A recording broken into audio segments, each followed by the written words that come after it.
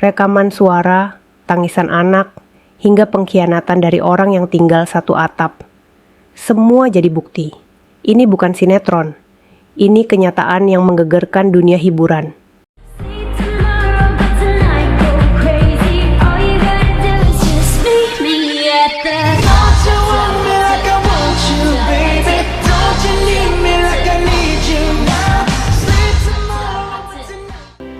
Sebelum kita lanjut, jangan lupa subscribe channel ini, nyalakan lonceng notifikasinya, agar kamu tidak tertinggal update paling panas seputar dunia artis, drama rumah tangga, dan gosip terkini yang bisa bikin kamu geleng-geleng kepala. Hari itu, di ruang sidang Pengadilan Agama Jakarta Selatan, tak hanya suara palu hakim yang terdengar, tapi juga suara hati yang retak, amarah yang dipendam bertahun-tahun, dan air mata yang ditahan oleh seorang pria yang selama ini dikenal sabar. Baim Wong, aktor, YouTuber, suami, dan ayah dari 2 anak yang masih kecil, akhirnya harus menerima kenyataan pahit bahwa rumah tangganya dengan Paula Verhoeven berakhir. Dan bukan sekadar berakhir, tapi runtuh karena luka yang tak bisa dimaafkan. Pengkhianatan.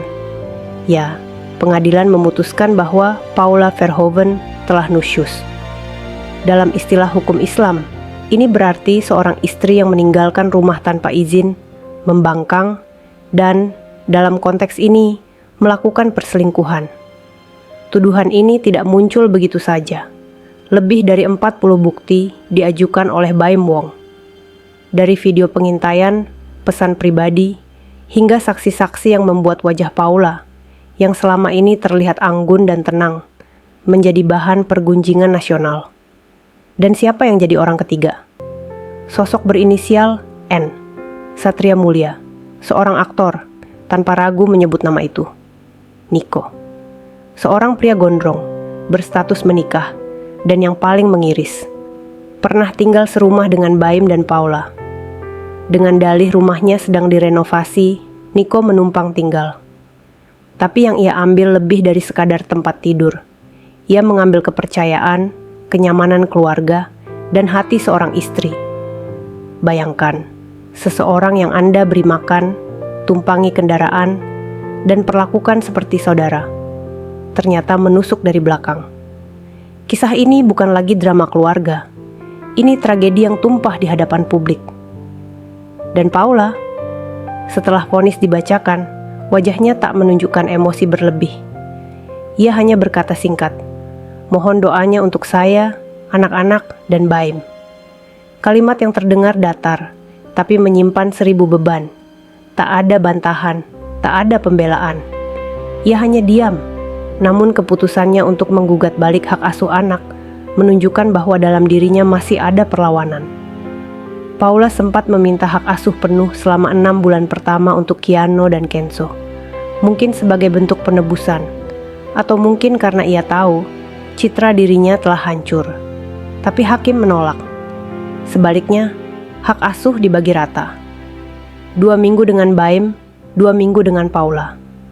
Di titik ini, publik terbelah. Ada yang mengutuk Paula, menyebutnya wanita yang tak tahu diri, pengkhianat rumah tangga.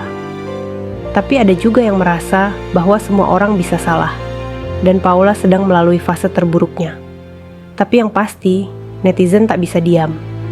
Media sosial dibanjiri komentar. Nama Paula mendadak trending, tapi bukan karena prestasi, karena skandal. Keanu dan Kenzo, mereka jadi korban diam.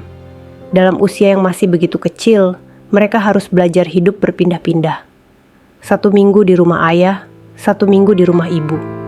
Mungkin sekarang mereka belum mengerti, tapi kelak, ketika mereka membaca berita lama, menonton video viral yang tak pernah dihapus internet, pertanyaan akan muncul. Kenapa ayah dan ibu harus berpisah?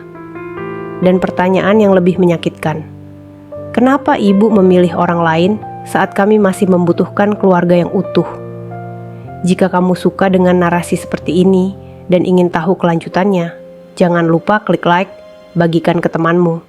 Dan yang paling penting, subscribe channel ini sekarang juga. Karena kami akan terus menghadirkan narasi-narasi dramatis, eksklusif, dan menyentuh sisi emosional dari kehidupan nyata yang lebih rumit dari drama fiksi manapun. Kembali ke Baim. Ia memilih tidak memperpanjang drama, tidak menggugat harta gono gini, tidak mencari panggung.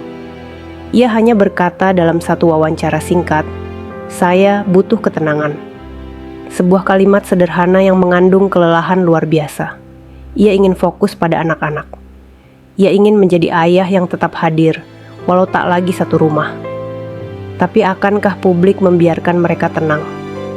Sementara media terus menggali sisi kelam dari rumah tangga ini, para penggemar mencoba memahami sisi manusiawi dari setiap pihak. Paula bukan iblis, tapi ia membuat pilihan yang salah. Dan Baim bukan malaikat, tapi ia memilih bertahan hingga akhirnya melepaskan. Di dunia nyata, drama ini lebih kejam dari skenario sinetron manapun. Tak ada penulis skenario, tak ada sutradara. Hanya dua manusia yang pernah saling mencinta, kini saling menatap sebagai lawan di ruang pengadilan. Dan publik, seperti biasa, menjadi juri yang paling kejam, memutuskan siapa yang salah, siapa yang layak dimaafkan, tanpa tahu seluruh ceritanya. Akhirnya, cerita ini bukan sekadar tentang siapa yang selingkuh atau siapa yang tersakiti. Ini adalah cermin besar bagi siapa saja yang tengah membangun rumah tangga. Tentang pentingnya komunikasi, kepercayaan, dan kejujuran. Karena sekali satu bagian runtuh, seluruh fondasi bisa ikut hancur. Tak peduli seberapa besar rumah itu dibangun di atas cinta. Jika kamu merasa cerita ini membuka matamu akan realita keras di balik layar kehidupan para selebriti, jangan lupa klik like, bagikan ke temanmu. Dan yang paling penting, subscribe channel ini sekarang juga. Karena kami akan terus menghadirkan narasi-narasi dramatis, eksklusif, dan menyentuh sisi emosional dari kehidupan nyata yang lebih rumit dari drama fiksi manapun. Hidup bukan selalu tentang siapa yang paling benar, tapi tentang siapa yang paling bisa belajar dari luka yang pernah mereka rasakan. Dan semoga dari puing-puing kisah ini ada pelajaran yang bisa kita petik, bahwa cinta tanpa komitmen dan kejujuran hanyalah ilusi yang rapuh. Terima kasih telah menyimak sampai akhir. Sampai jumpa di episode berikutnya.